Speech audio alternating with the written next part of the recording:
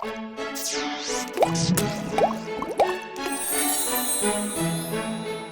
स्वादिष्ट है बनाना तो playrecipes.com पे जरूर है आना। शामगढ़ नाम के गांव में नवीन नाम का एक लड़का रहता था। नवीन को बांसुरी बजाना बहुत पसंद था, लेकिन उसका यह बांसुरी बजाना उसके पिताजी को पसंद नहीं था। उनका मानना था कि अगर नवीन बांसुरी बजाते रहेगा तो उसको काम करना और घर की जिम्मेदारियां संभालना नहीं आएगा। अजी, आप ऐसा क्यों सोचते हो? उसको बांसुरी बजाना बहुत ही अच्छा लगता है।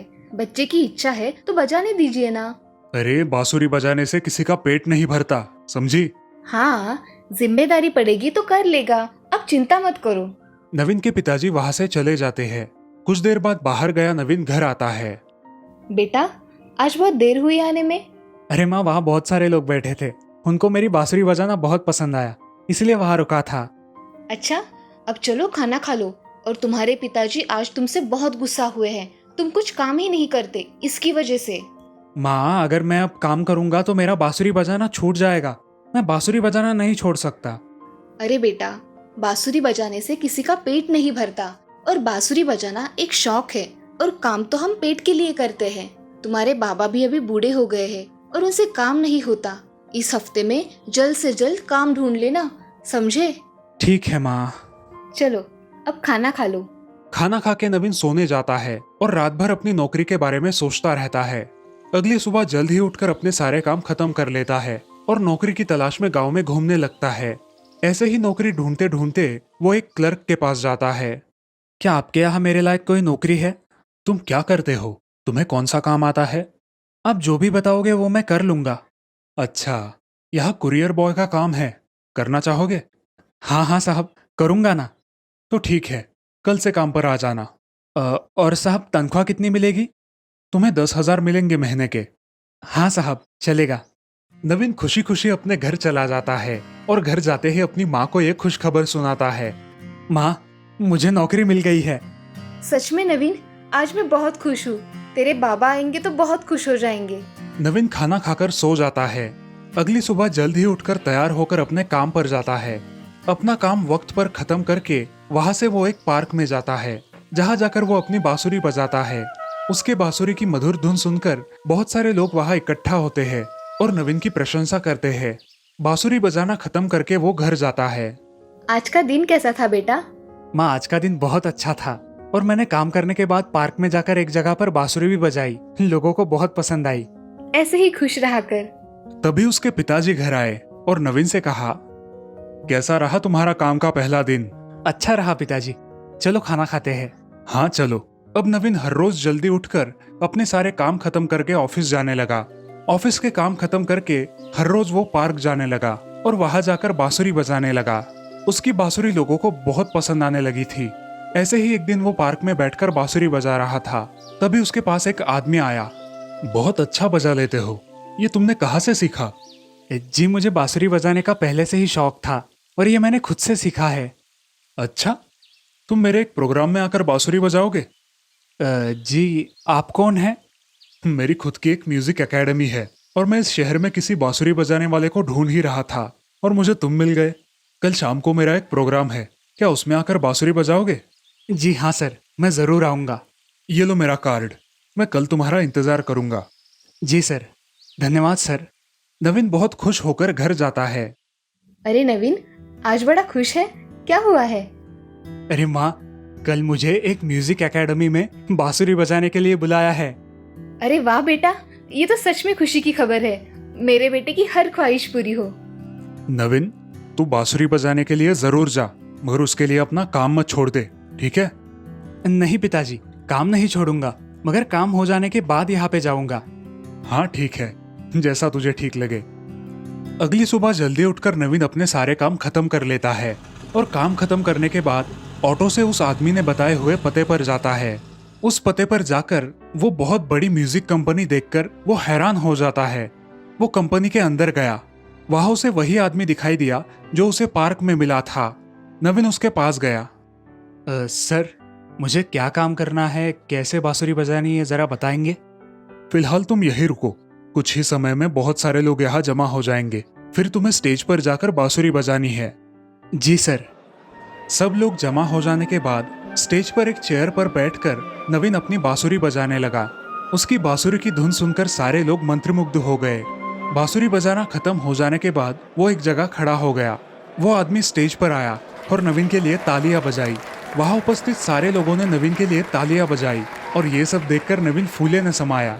शो खत्म हो जाने के बाद उस आदमी ने नवीन से कहा, बहुत बढ़िया, क्या तुम हर रोज मेरे यहाँ शो करोगे? जी सर, क्यों नहीं। तो फिर ये डन, ये लो तुम्हारे आज के दिन के पैसे। सर ये मेरे लिए है? हाँ तुम्हारे लिए, तुम्हारी पहली कमाई। धन्यवाद सर। पैसे लेकर नवीन अपने घर आया और उन्हें अपनी माँ को सौंप दिया। अरे नवीन, ये इतने पैसे कहाँ से आए? मेरे बांसुरी बजाने की पहली कमाई समझ लो। क्या तुझे तेरे बांसुरी बजाने के लिए इतने पैसे मिले हैं? हाँ माँ, अब नवीन अपनी नौकरी के साथ साथ बांसुरी बजाने के शो भी करने लगा, जिससे उसे खूब पैसे मिलने लगे। कुछ ही सालों में उनके शहर में वो बांसुरी वाला नवीन नाम से जाना जाने लगा। इस कहानी से हमें ये सीख मिलती है कि अगर हम हमारी प्रतिभा को पहचान कर उसे तराशे तो जीवन में नई ऊंचाइयां हासिल कर सकते हैं। मदुराई नाम के गांव में रामा और उसकी पत्नी शांता रहती थी। वो दोनों खेती में काम किया करते थे। उनको एक लड़का था जिसका नाम था सुधीर। रामा अपने खेतों में बहुत मेहनत किया करता था। उसका बेटा सुधीर पढ़ाई लिखाई में बहुत होशियार था। रामा अपने बेटे को खूब पढ़ने के लिए कहता और उसकी पढ़ाई के लिए जो भी पैसे लगे वो जैसे तैसे करके जमा कर ही लेता। बहुत दिन बीत जाते हैं। एक दिन खेत से लौटते समय रामा को दिल का दौरा पड़ जाता है और उसकी वही मौत हो जाती है। रामा की ऐसी मौत देख के सारे गांव वाले बहुत दुखी हो जाते हैं। उसकी पत्नी शांता के पास अब कमाने का कोई साधन नहीं रहता और उसके बेटे के कुछ दिनों बाद खाने के भी लाले पड़ने लगते हैं। माँ, पिताजी जाने के बाद हमारे खाने के लाले पड़े हैं। हमें कुछ करना चाहिए। हम क्या कर सकते हैं बेटा? मुझे तो कुछ भी नहीं आता।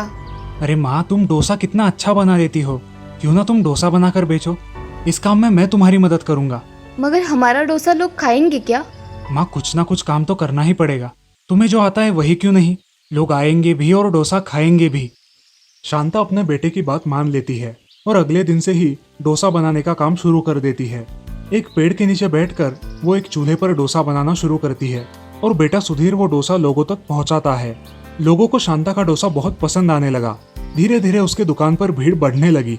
अब शांता को भी खुद पर विश्वास होने लगा और उसने जल्द ही अपना खुद का एक ठेला खरीद लिया। वो अब उस ठेले पर अपना डोसा बेचने लगी। उसके ग्राहक उसकी बहुत प्रशंसा करने लगे। अरे भाभी, आपका डोसा तो बहुत ही अच्छा है। आपके डोसे के दाम भी कम है और टेस्ट भी लाजवाब है। धन्यवाद भाई साहब। ऐसा बोल के सारंग वहां से चला जाता है। अब हमारे ग्राहक बढ़ रहे हैं और बारिश के मौसम में यहाँ डोसा बेचना बहुत मुश्किल है। क्यों ना हम जमा किए हुए पैसों से एक दुकान खरीद ले और दुकान में डोसा बेचे। हाँ बेटा, तुम ठीक बोल रहे हो। दुकान हो जाएगा तो हमें डोसा बेचने में आसानी हो जाएगी और हमारे ग्राहकों को सुकून से डोसा खाने के लिए जगह भी मिल जाएगी। अब शांता गांव में एक दुकान खरीद लेती है और वहां से अपने डोसे का काम शुरू करती है। शांता के डोसे अब खूब बिकने लगे। एक दिन उसकी दुकान पर उसकी पड़ोसन रमैया आती है। अरे शांता, पति के जाने के बाद तुमने घर को तो बहुत अच्छे से संभाल लिया है, मगर अपने बेटे की पढ़ाई का क्या? अरे आंटी, आप चिंता मत कीजिए। मेरे पड़ोस का शिवा है ना, वो मुझे सब अभ्यास बता देता है। मैं खुद से घर पर बैठकर पढ़ाई करता हूँ और माँ की मदद भी हो जाती है। शांता घर जाकर सोचने लगती है, मैंने घर के चक्कर में अपने बच्चे का जीवन दांव पे तो नहीं लगा दिया ना? अब मुझे उसके लिए कुछ करना होगा। कुछ दिनों बाद सुधीर की 12वीं की परीक्षा होती है। सुधीर 12वीं की परीक्षा में अव्वल आता है। आगे की पढ़ाई के लिए उसे शहर जाना पड़ेगा। अरे सुधीर, तुझे तो अच्छे मार्क्स मिले हैं। तुम इंजीनियरिंग की पढ़ाई करने अब शहर जाओ। माँ, मैं तुम्हें छोड़कर कहीं नहीं जाऊंगा। और रही बात पढ़ाई की, तो मैं घर पर ही पढ़ लूंगा, अब तक जैसे किया है। नहीं बेटा, आज तक तुमने बहुत कष्ट किए हैं। अब मैं चाहती हूँ कि तुम तुम्हारी पढ़ाई पर ध्यान दो और अपने पिताजी का सपना पूरा करो। माँ, मैं तुम्हारी और पिताजी की इच्छा पूरी करूंगा। मैं मन लगाकर पढ़ाई करूंगा। बेटा, तुम यहाँ की कोई चिंता मत करो, मैं यहाँ सब संभाल लूंगी। सुधीर पढ़ाई करने शहर चला जाता है और इधर शांता भी अपने दुकान में अच्छी तरह से काम करने लगती है। हाथ बटाने के लिए वो अपने साथ 2 औरतें भी रख लेती है। उसका धंधा बहुत अच्छा चल रहा था और वहाँ सुधीर भी अच्छी तरह से पढ़ाई करके एक इंजीनियर बन गया था। कुछ सालों बाद वो गाँव आया और अपनी माँ की फिर से मदद करने लगा। बेटा, तुम इतना पढ़े हो तो तुम किसी अच्छी कंपनी में जॉब क्यों नहीं कर लेते? इससे तुम्हें अच्छी तनख्वाह भी मिल जाएगी। नहीं माँ, पिताजी जाने के बाद तुमने मेरा बहुत ख्याल रखा। और अब मुझे शहर जाने कह रही हो। मैं यही रहूंगा और तुम्हारा काम में हाथ बटाऊंगा।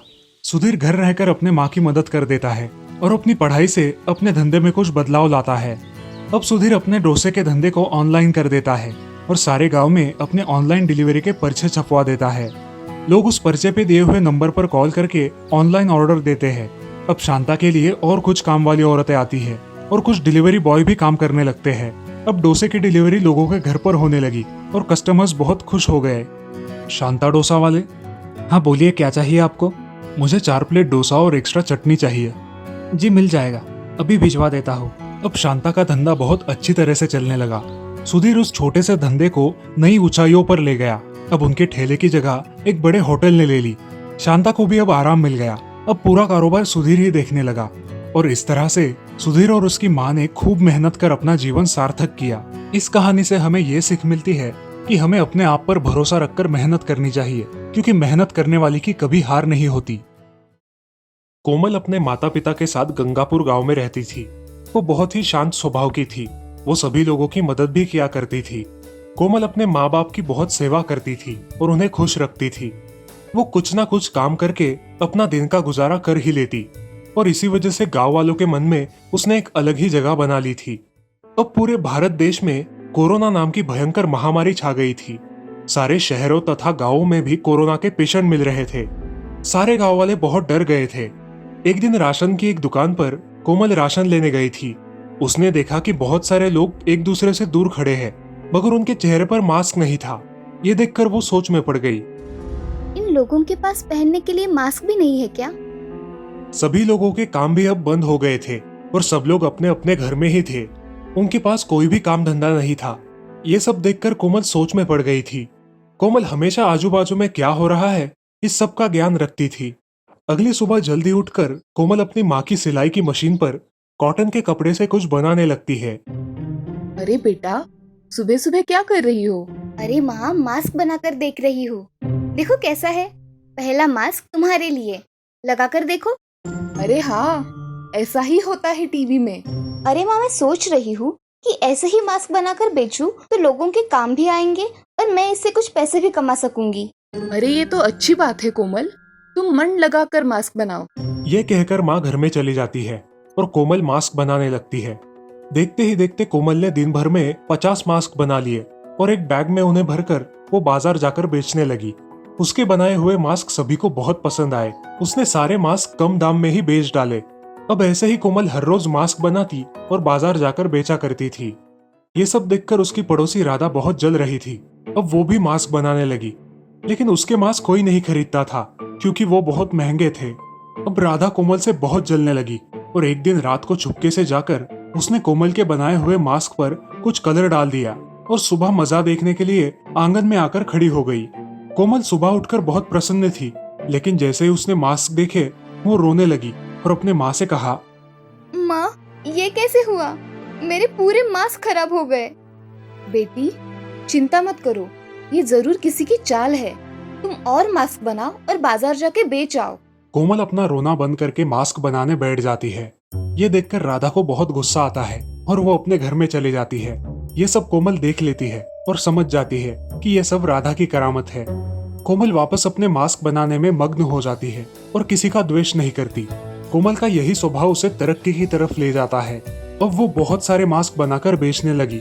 उसके पास मास्क के ऑर्डर्स अब शहरों में से आने लगे। उसने अपने साथ 5 औरतों को लेकर अपना छोटा सा व्यापार शुरू कर दिया और शहरों से बड़े बड़े ऑर्डर लेने लगी। अब लोग कोमल को बड़ी इज्जत देने लगे और वो गांव में मास्क वाली कोमल के नाम से जानने लगी थी। इस कहानी से हमें ये सीख मिलती है कि अपनी कोशिश कभी नहीं छोड़नी चाहिए। मेहनत का फल मीठा ही होता है। कानपुर नाम के शहर में बिकरू गांव में एक गुंडा रहता था। उसका नाम था विकास दुबे। उस पर 60 पुलिस केस दर्ज थे। उसी शहर के पुलिस स्टेशन में विनय सिंह नाम के एक पुलिस इंस्पेक्टर थे जो बहुत ही होनहार और ईमानदार थे। उनके घर में उनकी पत्नी और उनकी छोटी बेटी जया थी। पापा, अब थाने चले जाते हैं और माँ मुझे कोरोना की वजह से बाहर भी नहीं निकलने देती और घर में रह के हरी सब्जियाँ खाने को देती है। अब बताओ ना पापा मम्मी को।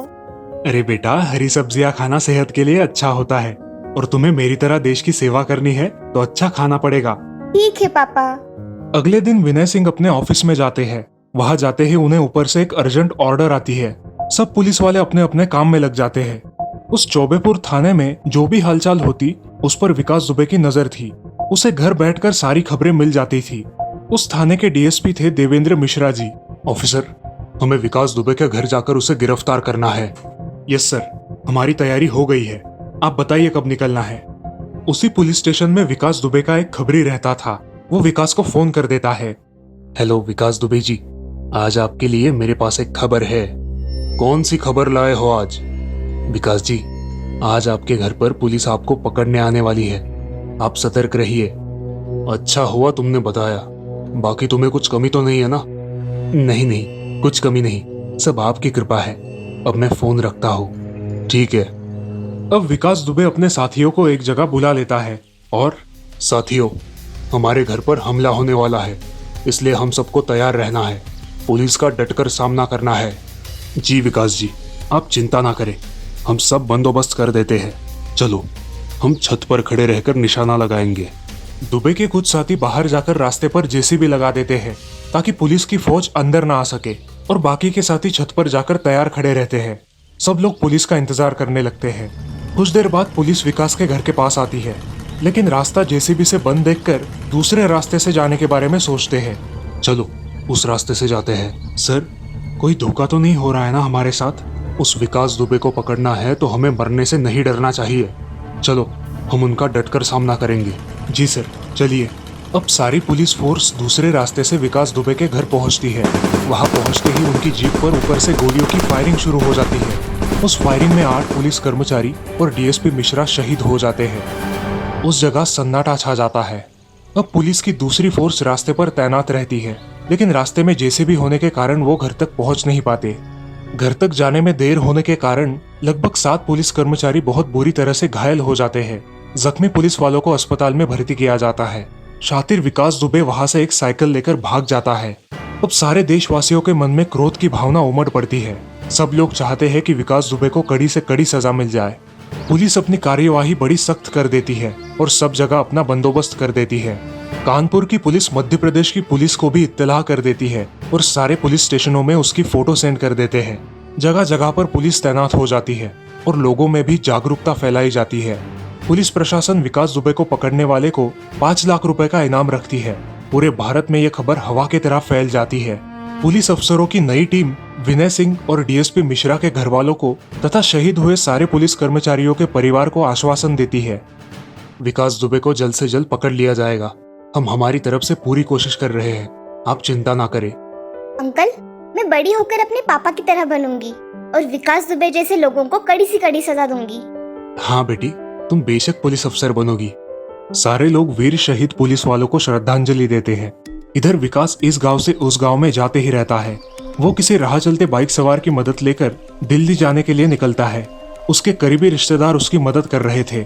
उनकी मदद से वो दिल्ली पहुंच गया, मगर वहां जाते ही उसे पुलिस तैनात दिखाई दी और वो उसी रास्ते से फरीदाबाद वाले रास्ते पर निकल पड़ा।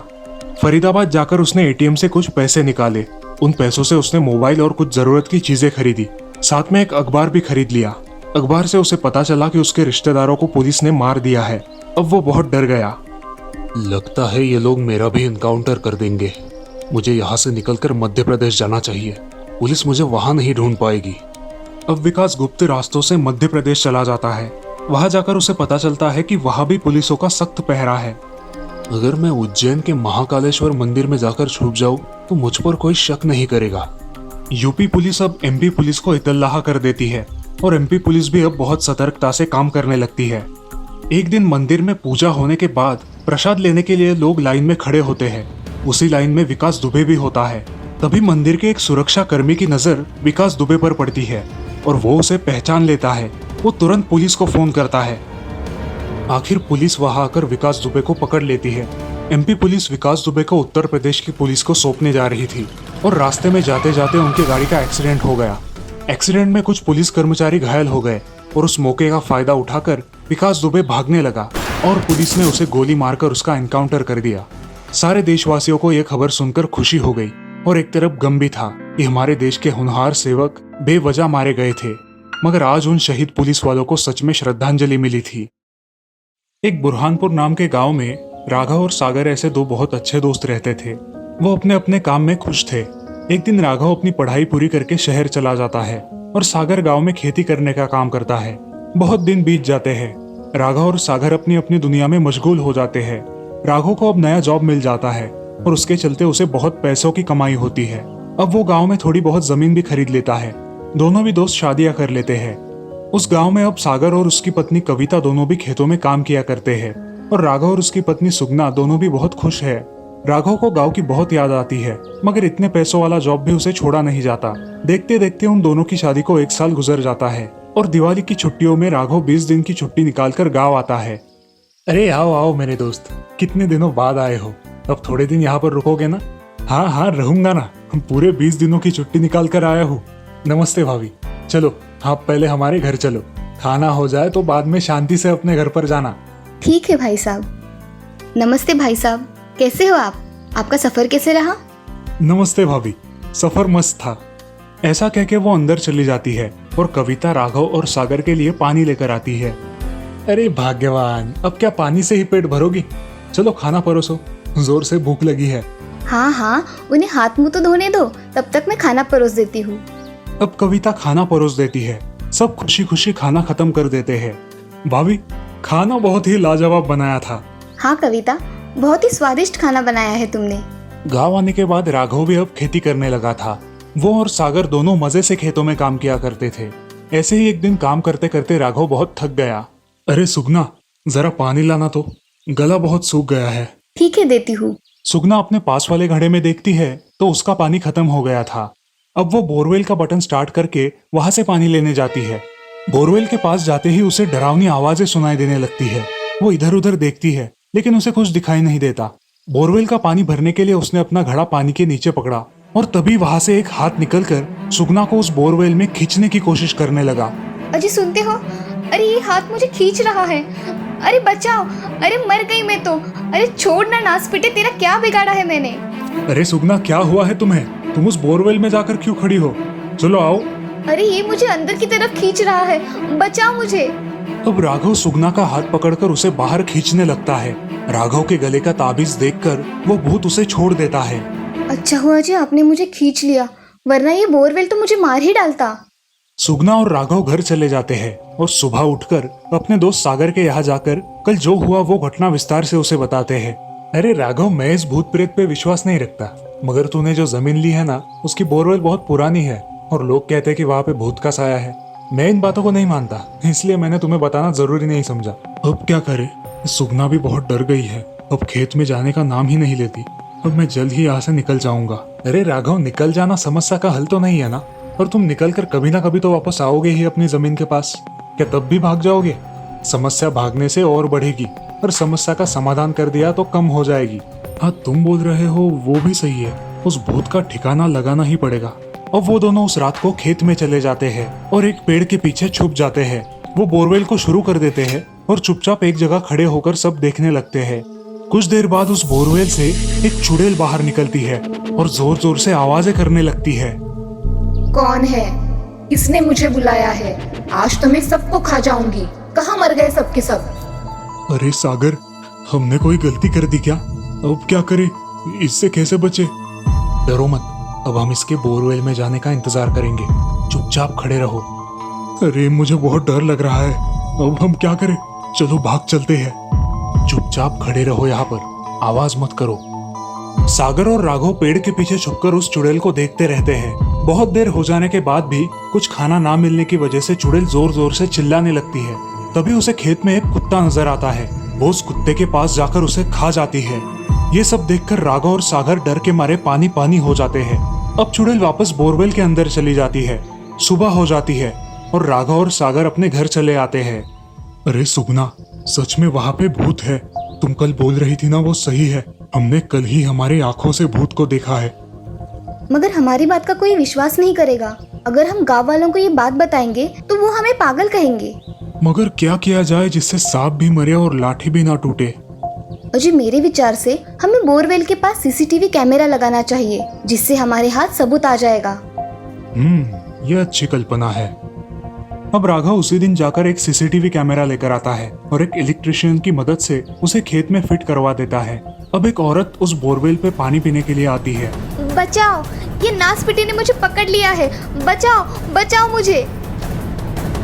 वो चुड़ैल उसे भी खा डालती है और बोरवेल में चली जाती है। ये सब सीसीटीवी कैमरे में रिकॉर्ड हो जाता है और सुबह जब राघव और सागर खेत में आते हैं तब वो सीसीटीवी फुटेज लेकर घर आते हैं। फुटेज चेक करने के बाद उन्हें दिखाई देता है कि किसी औरत को वो चुड़ैल खा गई। अरे सागर, ये औरत कौन है? हमारे गांव की है क्या? हाँ, अरे ये हरिया की बीवी लक्ष्मी है। ये कल उस भूतिया बोरवेल पे पानी लेने के लिए गई थी और उसका पति इसे गाँव में ढूंढ रहा है, मगर ये कहीं मिली नहीं। अरे कैसे मिलेगी इसको? उसे तो वो चुड़ैल खा गई। अब क्या करे? जब भी कोई बोरवेल स्टार्ट करेगा ये लोगों को आकर मार डालेगी और खाकर चली जाएगी। अब हमें ही कुछ करना होगा। अब दोनों गांव के सरपंच जी के पास चले जाते हैं। वो अपने साथ सीसीटीवी का फुटेज भी लेकर जाते हैं। नमस्ते सरपंच जी। नमस्ते, आइए ना। सरपंच जी, आपकी थोड़ी सहायता चाहिए थी। कैसी सहायता चाहिए आपको? मेरे खेतों में भूत का साया है। वो चुड़ैल बोरवेल में रहती है। हमें उससे जल्द से जल्द पीछा छुड़ाना चाहिए। अगर ऐसा नहीं हुआ तो एक एक करके गांव वालों की जान चली जाएगी। ऐसा थोड़ी ना होता है, हम भूत नहीं होते हैं। हमें पता था कि हम पे कोई विश्वास नहीं करेगा। अच्छा एक बात बताओ, हरिया की पत्नी लक्ष्मी अचानक से गायब कैसे हो गई? अब वो मुझे क्या पता, उस हरिया को ही मालूम होगा। अब राघव और सागर सरपंच जी के घर से निकल जाते हैं। रास्ते में उन्हें हरिया मिलता है। तुम बाबू गांव से आए हो ना? यहाँ क्या कर रहे हो? अरे छुट्टियों में यहाँ आया था। यहाँ तो कुछ अजीब सा ही दिख रहा है। अब मेरा ही ले लो। मेरी पत्नी के साथ कोई झगड़ा नहीं, कोई बवाल नहीं, फिर भी कहाँ चली गई क्या पता। अब तो ढूंढ ढूंढ के थक गया हूँ, सब तरफ देख लिया। चलो तुम मेरे साथ, मुझे तुम्हें कुछ दिखाना है। अब राघव के साथ हरिया उसके घर चला जाता है।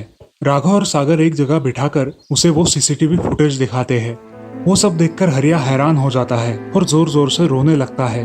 वो तुरंत राघव के खेत के बोरवेल के पास जाता है और वहां बैठकर रोने लगता है। राघव और सागर उसे समझाने की बहुत कोशिश करते हैं, लेकिन वो उनकी एक नहीं सुनता।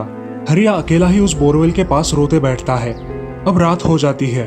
उस खेत के रास्ते से कुछ डाकू गुजर रहे होते हैं। उन्हें बहुत प्यास लगती है तो वो बोरवेल के पास पानी पीने के लिए आते हैं। तभी उनकी नजर हरिया पर पड़ती है। अरे भाई, क्या हुआ? ऐसे क्यों बैठे हो? मेरा सब कुछ बर्बाद हो गया, मैं क्या करूं? अरे हुआ क्या है वो तो बता, हम तुम्हारी मदद कर देंगे। बोल। इस बोरवेल ने मेरी बीवी को खा डाला है, अब मैं क्या करूं? अरे ऐसा भी कभी हुआ है क्या कि किसी बोरवेल ने किसी की जान ले ली? अरे कल्लू, जरा बोरवेल का बटन तो दबाओ। हाँ सरदार, शुरू करता हूँ। कल्लू के बटन स्टार्ट करते ही उस बोरवेल से अलग अलग आवाजें आने लगती है। वो सुन के हरिया डर जाता है और दूर खड़ा रहता है। तभी कल्लू और कालिया पानी पीने के लिए अपना हाथ आगे बढ़ाते हैं और तभी उस पानी में से एक बहुत बड़ा हाथ बाहर आता है और कल्लू को खींचकर वो चुड़ैल खा लेती है। कौन है रे? हम डाकुओं पर हाथ डालने की किसकी हिम्मत हुई? बाहर आओ। अब भूत बोरवेल से बाहर आती है। चल, आ गई बाहर। अब क्या करेगा तू कालिया? अरे चुड़ैल जी, छोड़ दीजिए, गलती हो गई, छोड़ दीजिए। अब कहाँ गई तेरी बड़ी बड़ी बातें? हाँ, बहुत दिनों से भूखी हूँ, आज पेट भर के खाना खाऊंगी। ऐसा कहते ही भूत उसे खा डालती है। हरिया पेड़ के पीछे छुपकर ये सब देख रहा होता है। कल भी और आज भी मुझे अच्छी मेजबानी मिल गई, अब कल का इंतजार रहेगा। अरे ये नासपीटी तो मुझे भी खा जाएगी, इसका कुछ तो करना होगा, ये किसी को नहीं छोड़ेगी। ऐसा कहके हरिया वहां से चला जाता है। अब राघव और सागर सोचते हैं कि उस भूत का क्या किया जाए, मगर फिलहाल उन्हें कोई उपाय नहीं मिल रहा। अभी वो भूत उस बोरवेल में ही है। अगर आपको इस भूतिया बोरवेल का पार्ट 2 देखना है तो हमारे चैनल को जरूर सब्सक्राइब कीजिए और हमारी अगली आने वाली कहानी का इंतजार कीजिए।